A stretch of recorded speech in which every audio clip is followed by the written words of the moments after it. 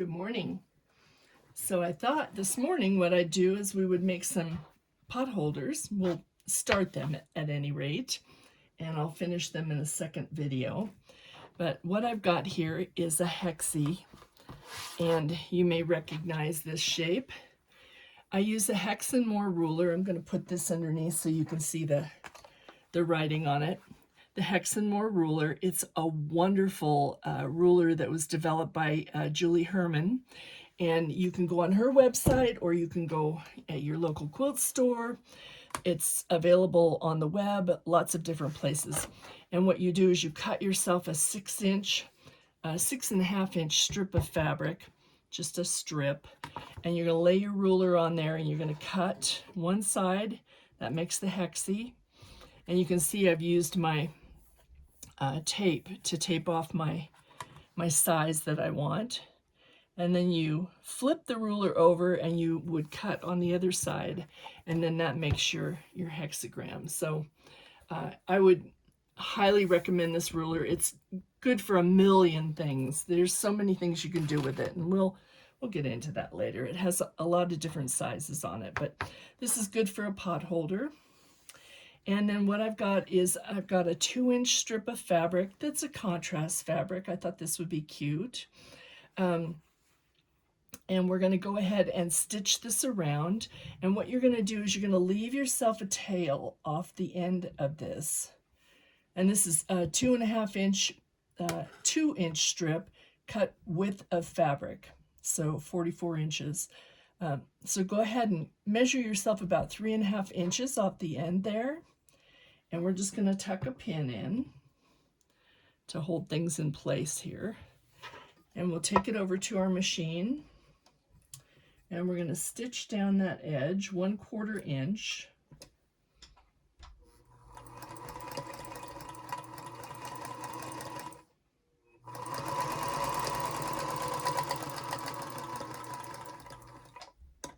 And then when you get to that point, just pull it out, trim it, trim your threads off. And we're going to go ahead and open this up. I've got a little pressing mat here. We're just going to go ahead and open this up. And you're going to leave the tail on the left-hand side, okay? So go ahead and press that open. That's good. Another nice thing about that Hex and More ruler is you can fussy cut your fabric, which I have made sure that I've got my little foxes in the middle. Line your ruler up with the next edge on your hexagon, and we're going to go ahead and just trim off the excess, okay? So it should look like this at this point. You've got a tail hanging off the edge there. All right, now we're going to go ahead and put this back under the needle.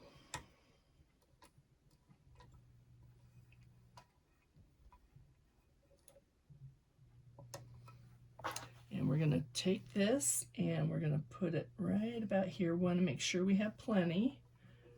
Okay. And again, we're going 1/4 inch.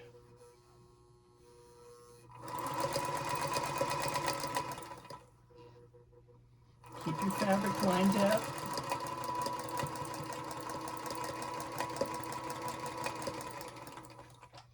Okay.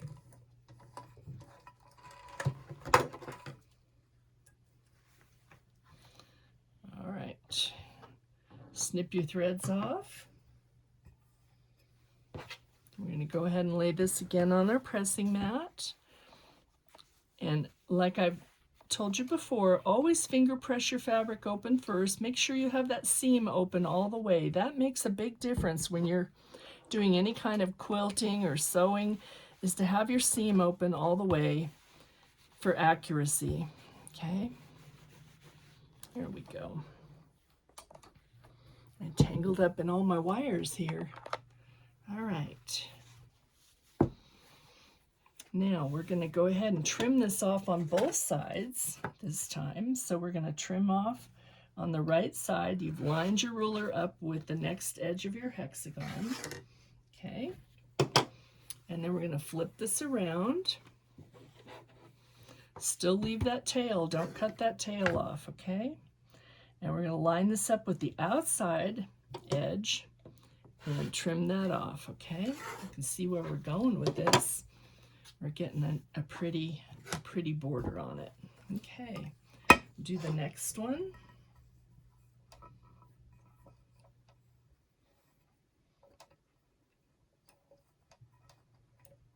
Okay.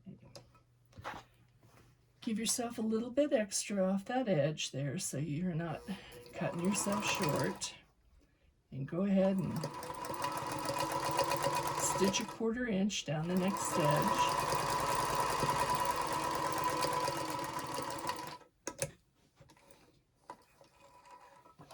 Pot holders are always a nice gift, and if you get creative with them, they can be a lot of fun. And it's a good way, if you've never quilted before, to practice your skills of binding and making sure that you're having things be accurate and precise, and that will help you when you go to quilt a big quilt. Okay, let's get this cord out of the way. There we go. So press that seam open well, all right. And we're going to trim this again. I love striped fabrics, and I've been collecting several because I always like to use them in projects like this or as bindings. They're just a nice accent. They kind of draw your eye, and again, we're trimming off that excess edge, but you want to make sure it's lined up properly. There we go. Okay. So this is get right here. Okay. And we're going to put our fabric right there again and start off.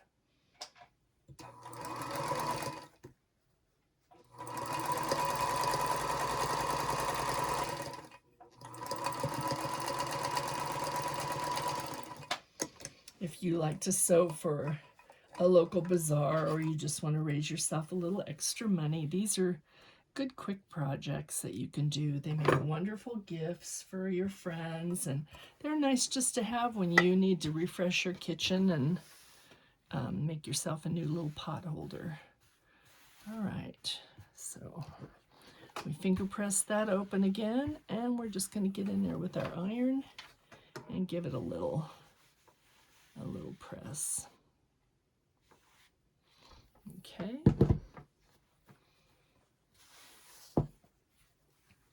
We're going to tuck this and go ahead and trim it off. And make sure that's straight along the edge.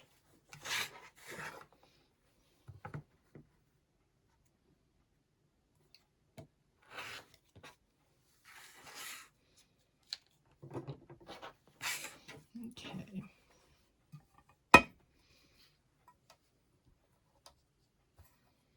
Again, 1/4 inch. We're going to get that lined up right there.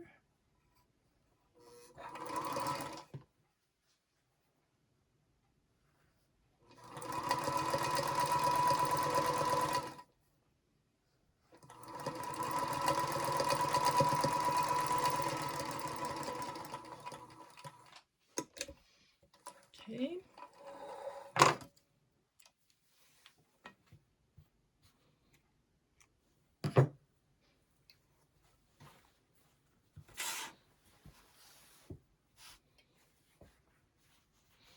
I've got several quilts on deck that I got to get on my long arm today, so I will be busy, and I have some hand sewing to do for another client, so I need to finish putting the label on her quilt, and she had some custom made labels done that are really sweet, a sweet sentiment, and so I'm going to be hand stitching that on today while I've got another one going on the long arm, and hand stitch down the hanging sleeve for that quilt, and that will be done. So I have a little bit of stuff to go through today. So, all right. Everybody's getting their Christmas quilts done, so I can't really show a lot of what I'm quilting because I don't want to ruin anybody's Christmas surprise. Okay, we're to the last little part here. And what I'm going to do is I'm going to pick out just a couple of these threads because I want to be able to cross this over. So I'm just going to pick out like two or three threads on the end there. Okay, there. So I just want to be able to fold that piece back. So the part where we started, we stitched straight across. Just take out 2 or 3 little threads there. Okay, you can see that. All right, now we're getting down to the fun part. So you've pulled your fabric back from there, and we're going to go ahead and give ourselves a little bit of room here. We have plenty to finish this off. And you're going to take a 1/4 inch seam. Let's get our 1/4 inch lined up there. Okay. And line down your side.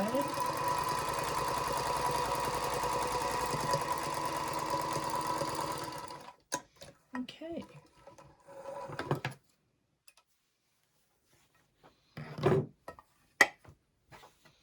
And we're going to finger press that open. We'll press it with our iron as well. Let's see here.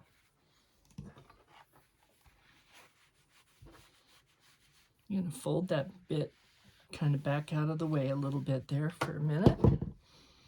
Okay, now, I know this looks a little complex, and that's okay. We're just going to take this a step at a time. All right, so we're going to trim off that excess from there. We've gotten rid of that. Now, what do we do with this? We want to fold this piece back over, and I pressed it over, but I'm going to press it back again just so I have a straight edge to stitch on. There we go. Okay.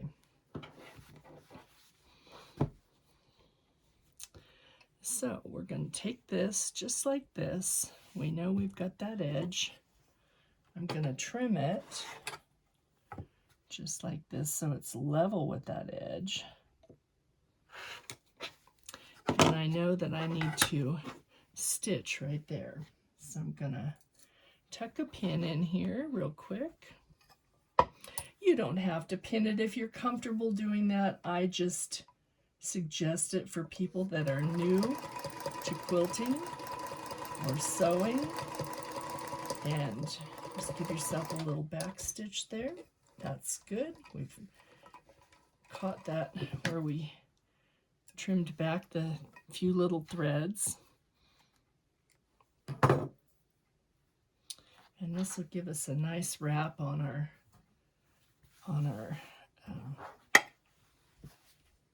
pot holder. There we go. Okay. Now, this is a good technique to know. You could stitch this into a quilt if you wanted to wrap your hexi and put it into a quilt or a table topper or something else. This would give you that technique. So we've got that done. All right. Now, so there's our pot holder ready to go. Now I'm going to grab some batting and some backing, and I will show you in the next video what we're going to do with the quilting of this and the finishing with the binding. I'm trying to decide if I think this is going to be too much with a striped. I have some leftover binding. That kind of gets my eyes going, so I think I'm not going to use that. I think I'll use a simple black binding on the edge that will pick up the little black in the foxes. So that's what I will do. All right, so I will see you in the next video. I'll be doing that here shortly, so I'll post them close together so you'll have your whole project ready to go. Okay, Thank you for watching. If you like this video, please subscribe to our YouTube channel and give us a like and leave a comment if you would. That really helps us out. We appreciate you. Thank you. Bye.